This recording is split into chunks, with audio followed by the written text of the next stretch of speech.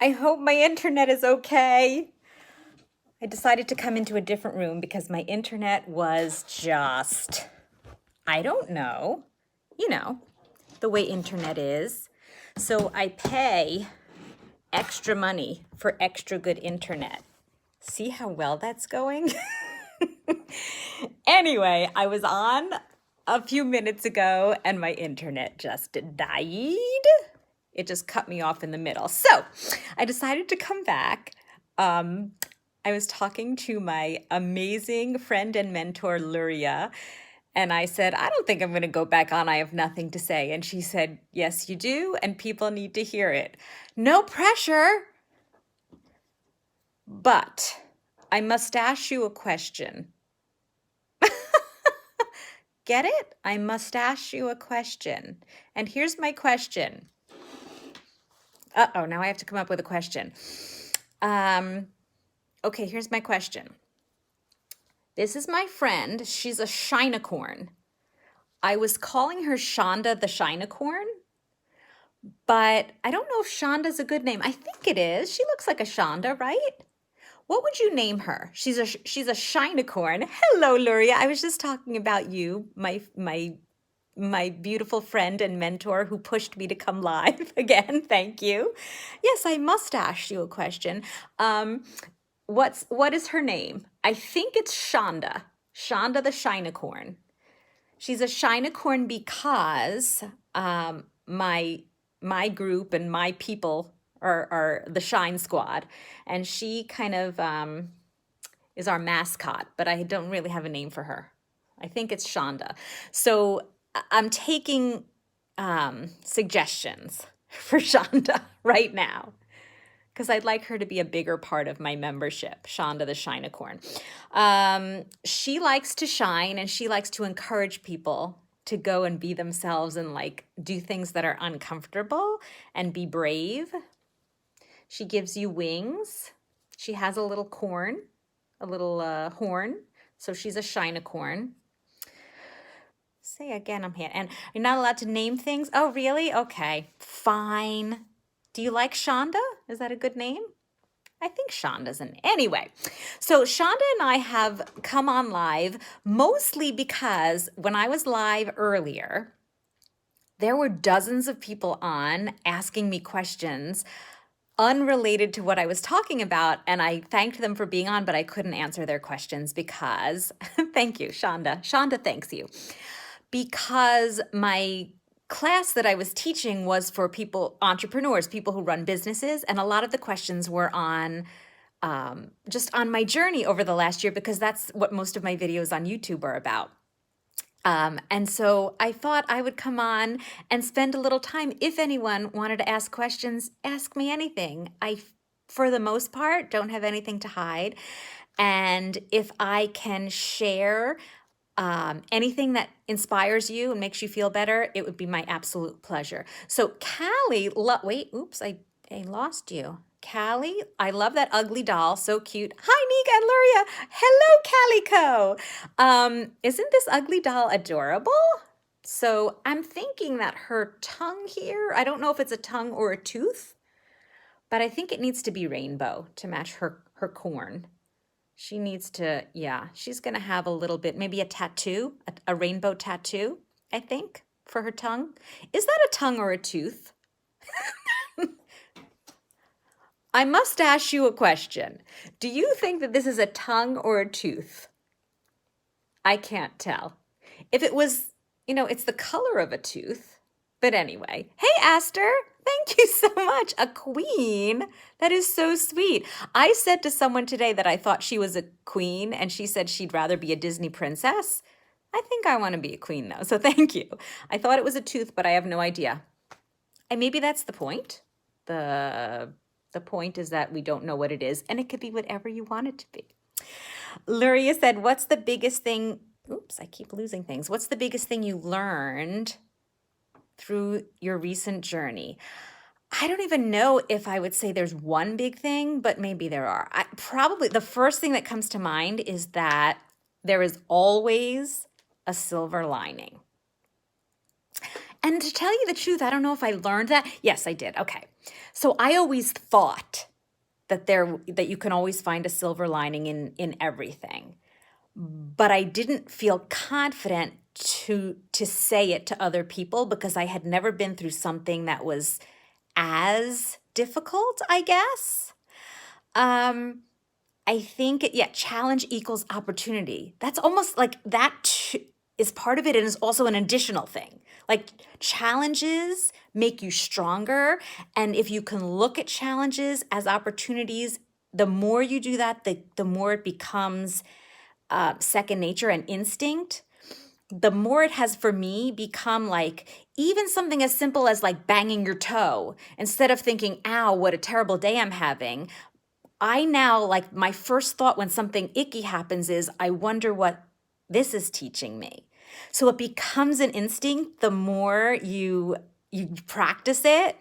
I love how you approach your journey with positivity. Thank you. I think for me it was kind of a coping mechanism.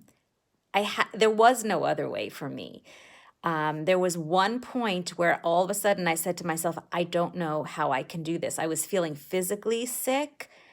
And I thought, I don't know. And I had 5 more months of that treatment that was making me physically sick. And I thought, there's no way. I don't know. I don't know how I can do it. And I said that to a friend, and she said, but you have to. And that did not help. But what did help was realizing that I could choose how I go through it. And so what was I saying? There's a silver lining in everything, and finding it makes things better. So then I'll give you one little example of that kind of, I think, epitomizes it for me. Is on my last day of chemotherapy, I brought cupcakes to find the silver lining. I brought cupcakes to the chemo treatment center for all the nurses, and I was sitting there during, like, the treatment lasted about 3 or 4 hours. And so as I was sitting there, the nurses said, can we pass around the cupcakes? And I said, of course. And they passed around the cupcakes to other people who were sitting and getting treatments in the treatment room. And people were enjoying the cupcakes. And someone said, oh, what is this for? And the nurse said, well, it's her last treatment. And she said, oh, congratulations. And I said, how many more do you have? And she said, oh, I don't have an end to my chemotherapy. I don't, this is not curing me. It's just keeping me going. I'll have to come here forever. That's the kind of cancer she had. And that's when I realized, and that was another thing, like another realization that there's a silver lining in everything. As icky as I was feeling, and as, poor me that I could have felt, I was so grateful for the cancer that I had, which was curable. It had an end date for the treatment. Hers did not. So she was hoping one day she could take a break, but she was never going to be cured. I mean, how much more grateful could I be feeling? And I did. So that for me is like the story I think of when I say to myself, there is always a silver lining. And obviously, I haven't been through every terrible thing. I haven't been through many terrible things in my life. So I'm hoping that it's true that every situation has a silver lining. We definitely, right, Callie? It was that one of those big moments that was like, oh, how lucky am I to have this cancer? I really, really. And as weird as that sounds when I say it now, it was not like I was making it up in my head. I literally felt so grateful and so fortunate to have the cancer that I had, and only had to go through like amputating my breasts and under my arm and 5 months of chemotherapy and then 6 weeks of daily radiation. Like, it sounded horrible, and that's all I had to do. I was so blessed. So thank you, Nora. Very sweet. So there's always a silver lining. And I'm writing a book, and that's one of the chapters. That's probably the main thing about the book. But it's about finding laughter. Laughter is the best medicine. That's another lesson that was kind of proven to me over the last year and a half. And you know what's weird? Like, I talk about I went through this thing over the last year as if you didn't. Who here has not gone through a crazy year and a half, right? Something I read in a book, if everyone in the world brought their problems to a single place and showed them to everyone else, we'd be begging to walk away with our problems because it's inevitable that someone has a bigger problem than us. So true. It gives me chills. Thank you for sharing that. There's a phrase or quote that I always like to remember, which is someone in the world dreams of having your life, the life you have right now. There's at least one, if not thousands or millions of people who dream of having your life. So as much as we all have to complain about, someone else would do anything to have our life. Like the current life, not like life at its best, but the life you're living right now with all the things that you wish you weren't having, someone wishes they had that. Aren't we blessed and lucky? Right, Luria? Right, Callie? Right, all of you, my beautiful friends here on YouTube? I so appreciate you being here because like just saying this all out loud gives me warm fuzzies and chills and happiness. So hashtag choose happy. That's my new hashtag for life. Because, so that's something else that has become really apparent to me. Even though we can't choose our circumstances, we can't always choose. We can choose, where we go and choose happy. We can't choose everything that happens, certainly to us and around us, but we can always choose how we feel. Always. I dream of having the life that an alternate universe version of me where something is missing, where I'm married to Ryan Gosling. Okay. I think you should just keep the dream alive, Callie Gosling. And what did a crazy year and a half? Yeah. Luria, you had a crazy year too? Really? What was going on in your life? Oh my goodness. Yeah, it's been a crazy year for all of us. So on the one hand, it's so cool that we can all relate to each other. And the other thing to remember is even though we can all relate, we all still have our own unique things that we've gone through, so we can all help each other and feel good and feel better about lots of things. Thank you so much, Nora. Your family is so lucky to have someone like you. That's so sweet. And I have to say, I am so lucky to have my family and friends because everything that I went through, even during, lockdown and COVID and the whole thing, when people couldn't go out and people were scared to be out, I couldn't go out because I was immunocompromised, and even like getting food, like my family who I lived with was afraid to go to stores and bring back something to me. And I had friends and other family members who like risked their health for me. And I still have the most amazing blanket that has my name on it from Luria, which gives me tears. I was thinking about it this morning. In fact, I think I'm going to use it tonight and cuddle up with it. Yeah. All right. Thank you. Yeah. Thank you, Luria, for asking that question because it really made me happy and helped me put together some thoughts for my book, which is going to have, from the whole team. Yes. Thank you, Live Streaming Pros. You are does everyone, and there's only a few people left here, but totally make sure you're following Live Streaming Pros, which is how I got where I am on video. So thank you. Book. Yes. I'm afraid to tell you the title because I want the book to be closer to being out before I share the title, but it has something to do with margaritas, even though it's all about choosing happy. Laughter is the best medicine. Finding light in the dark. Let's vote on the title. Because Luria, like you said, you're so good with names. So I'll be coming to you first. Shonda and I will be coming to you for the title. You're the one who said it, Luria, not me.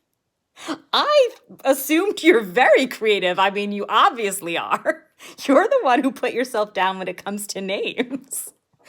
Ah, good. I'm cracking up too. Thank you for spending this evening with me. Seriously, I couldn't be more grateful for you, live streaming pros team, Luria and Callie, spending the evening with me.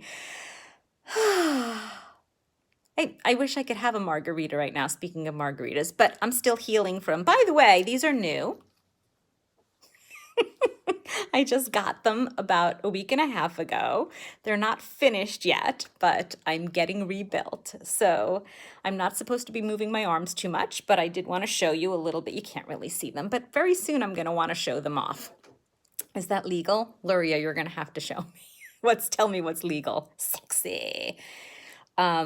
I don't have nipples, so maybe I am allowed to show them because it's just skin. It's legal, right? I don't know what the guidelines are. Okay. And that is it for me. So I'm going to go to sleep. And so I want to remind you, because it is, I know you are, you're going to get the book when it comes out, Nora? You are so awesome. Huh. Huh. Ha ha. Yeah. Thank you, Nora. I can't wait to share it with you. Yeah, look that up. Luria, let me know. Post that so that we can all share in the guidelines. I would actually like to know. I mean, men are allowed to have their shirts off, right? And women aren't. But what if you don't have nipples? It feels weird to say that word. Is that word okay to say? I don't know. I'd like to learn more about this. Oh, you guys are so sweet. So what was I saying? Showing it off. Oh my God, I usually don't lose my train of thought like that. What? Let's see. Looking it up. No, I don't think I remember what I was going to say. Oh no. Oh yes, now I remember. My closing. So I'm going to practice a new closing. Are you ready? Choose happy, spread joy, and shine unapologetically. That's my closing. What do you think? Oh my God, do I love all of you so, so much. Shonda and I, because I'm feeling like teary, I'm bringing Shonda on to give you big hugs and kisses with me. She's spreading her wings and giving you big hugs. I love you. I love all of you. I appreciate all of you. And I will see you all. Maybe I'll come back tomorrow. I'll see you all very soon. Giant hugs. You guys, the world needs more you, so go shine yourself. Love you. Take care.